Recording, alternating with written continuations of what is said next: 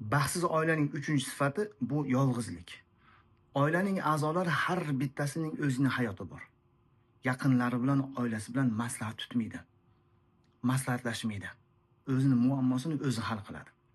Ota-ona o'zining hayoti bilan, otasi o'zining hayoti bilan, farzandlari o'zining hayoti bilan va bunga eng asosiy katta sabab ota-ona o'zi bo'ladi. Chunki ko'p ota-onalar shikoyat qiladiki, farzandlarimiz bizdan bemaslahat ish qiladi deydi.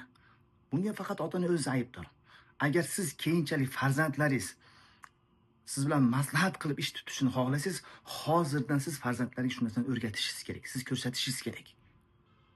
Biz ko'p ota-onalar faqat talab qilishni biladi. Menga maslahat qilgin, mendan so'ragin deb buyruq berishni biladi. Lekin undan oldin birinchi siz ularga o'rgating. Qanday qilib maslahat tutish yo'lini o'rgating.